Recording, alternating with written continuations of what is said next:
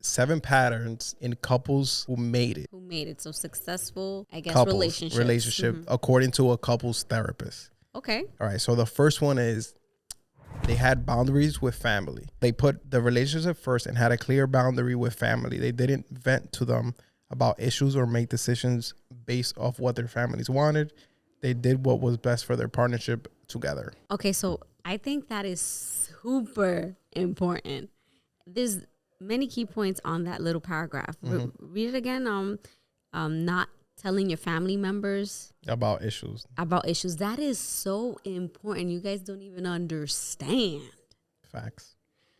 And it's not because, okay, You're about to go deep. I understand that sometimes you have issues, right? And you really want advice from someone because you just need an advice, right? You need an outside advice. But you should not be going to someone outside of your marriage or relationship to talk about your problems on a consistent basis, right? Unless it's a therapist. Right, unless it's a therapist or someone that's like a third party that really has nothing to do with your partner or yourself. Because when you vent to a person who, let's say your mom, your dad, your brother, your sister, they're going to have a biased opinion. Yeah. On top of the fact that we can be so upset at something, right, with our partner at that moment that we might even exaggerate the events. So here you are exaggerating, right, because, you're upset, right, to, let's say, your mom. Now imagine being the mom listening to this, right? Now you are thinking about this man like as the worst man in the world because he's making your daughter really upset, right? And so what happens is, most likely than not, if it's a petty situation, you're going to get over it. You guys are going to make up and you guys are going to move on from it, right? Like nothing ever happened. But your mom won't. And she's always going to hold that little grudge every time you come to her talking about, oh, he did this and he did that. And he did it. And you just being a baby, because sometimes we could be a baby. Like, I've never, I mean, you never really do anything to upset me that much. But I'm not the one to be going to anyone, my mom, my dad, my sister, to anyone really, to just talk about little things that I'm upset over. It's just not. I've always thought that it's the wrong thing to do.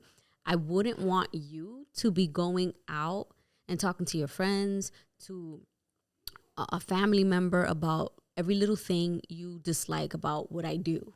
Yeah, I was going to say that, like, even friends, it's not even just family. Like, I don't feel like people should know your business. First of all, you give that other party permission to gossip about your partner, which in the end says it's a lack of respect for your partner. Put it however you want to put it. It is a lack of respect for your partner. And I know sometimes y'all want things to talk about, like with your friends and stuff, but talk about something else. Find something else to talk about. Like, don't belittle your partner. Unless something really drastic is happening with your partner and you are like divorcing and it's like a 100% thing, not like I'm upset. I'm so upset today. I'm thinking about divorcing him. Like, you're filing for divorce. You shouldn't be talking about your problems with somebody that probably doesn't even have experience in relationships, who doesn't even have a successful one, right? And if you want real advice, again, from a person who is not going to be biased, taking your side or the other person's side, you should either go talk to a therapist or talk to someone, I don't know, in your church, someone who doesn't know. No, actually, not even someone in the church. Somebody that person can't be next to you. I feel like it has to be someone who will not be biased. Yeah. Who will give you a logical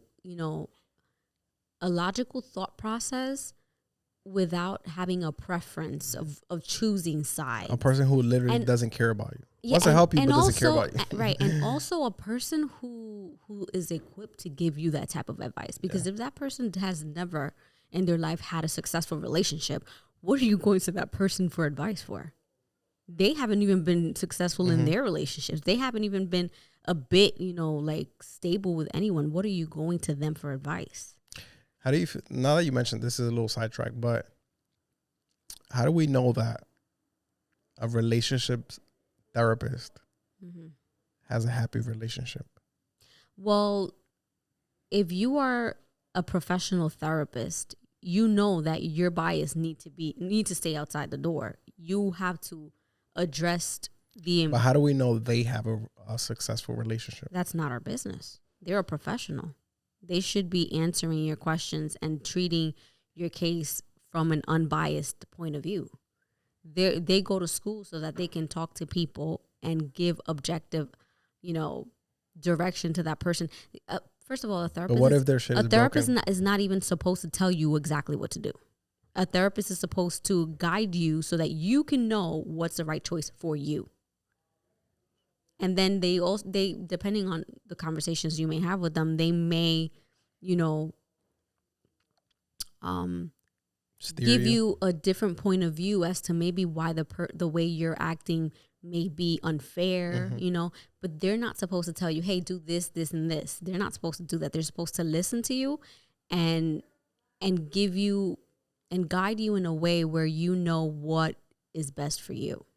Gotcha. Also, the reason why you don't want to share with people your problems all the time is because they're going to give you their opinion based on their experience. Yeah. So they might have had a relationship that was really toxic with a man that was very toxic, and you may not be with a toxic man. You might just be wrong, right? You might just be viewing things in the wrong way. And so when you tell your story to that person, they're going to give you their opinion from their perspective based on their past experiences. This is why that's a very tricky thing to do. That's why I was asking about what if the therapist relationship is fucked up? Yeah, the therapist, if they're professional, if they're a professional, they're not going to give you an opinion based on their past. I don't know, man. I feel like feelings are more powerful than professionalism. They're people, so just make sure your therapist is not going through some shit. Just because they're a therapist, doesn't mean that they're not going to mess up. But, if you enjoyed this clip, don't forget to watch the full episode of our podcast here. Click it. Thanks.